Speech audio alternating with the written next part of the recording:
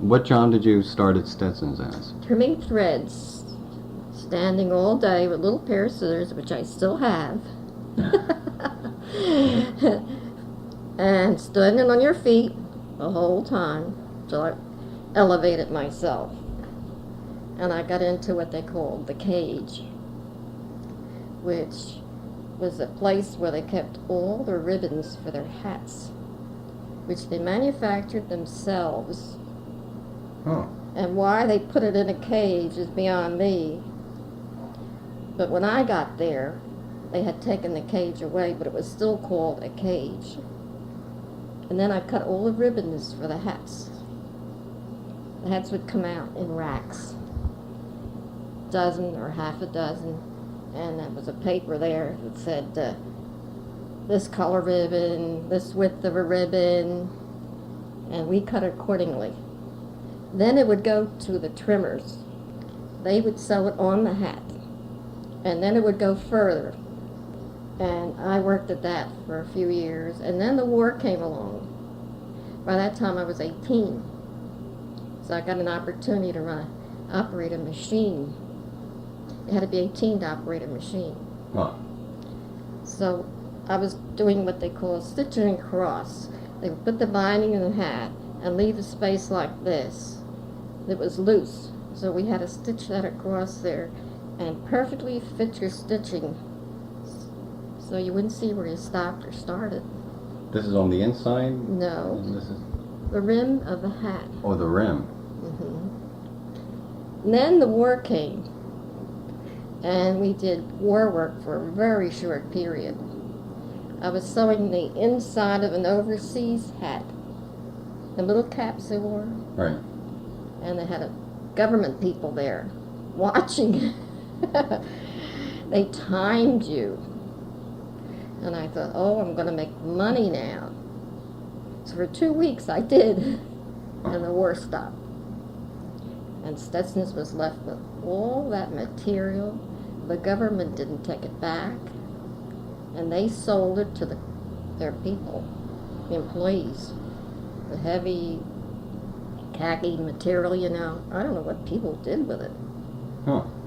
But during that time also, I went it down to the office of the Countess. Now, Mr. Stetson Jr. married a woman, a Countess. And we were called down to help her pack boxes for the soldiers. And sweaters and socks, hand-knitted stuff. And the bandages and so forth. For about 2 weeks I was with her. She was a lovely person, lovely. Stetson's was a nice place to work. Yeah. The racks full of hats would come up the elevator from the floor below, and we would take them off of the elevator and stack them on the floor, and where this line of hats were stacked up, at the far end there would be 3 men brushing the dust off of the hats prior to packing them. Right. And it was our job to take them off of the elevator.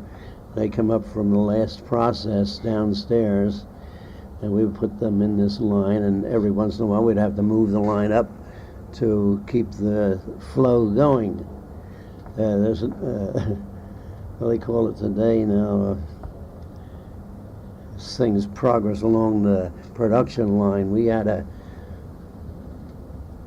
do it by hand. I mean, it's all done by assembly line now? It's all by assembly line later on. Yeah. So, but we done it by hand. Huh. What were your jobs at Stetson? What were my jobs? Yeah. What did you do most of your career there? Well, the most of the time I was an inspector. After a few years, you know, you progress from one job to the next. I got into packing, and I was packing for quite a few years. And then, you know, the more you're around there, the more you learn.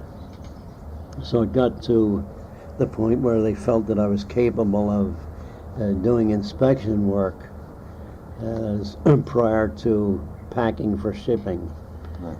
see that everything was in good order, color, sizes were proper, styles properly trimmed, leathers were properly printed. Sewing, we had to inspect the sewing, that all of the stitches were good, stuff like that.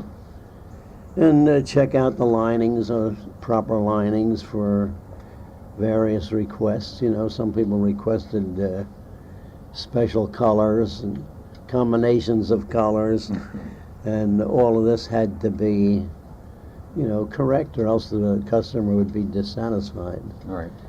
So this was the last operation before being put into a box.